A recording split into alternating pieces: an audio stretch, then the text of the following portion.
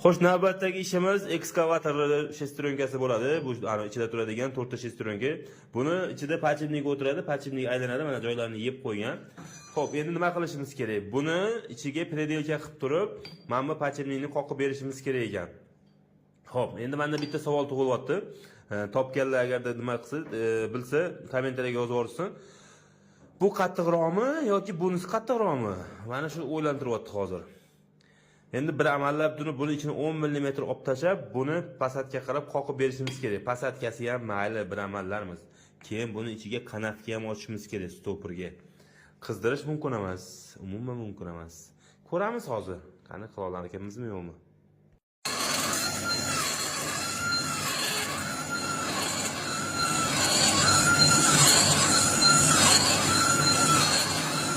Xullas akalar, mana bo'ldi, ishimiz ham xudo xolisa bitdi. Kanavkalarini ochdik, orqada uporini qildik. Endi uzunligi 45 mm bo'ldi. Pachimligimizni qoqsak, cho'tki qilib ishlab beradi. Hozir buni ham qoqib ko'rsataman.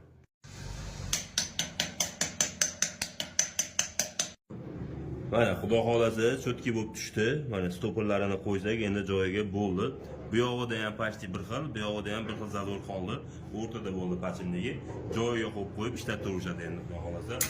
Yoqqan bo'lsa bitta like bosib ko'rasiz.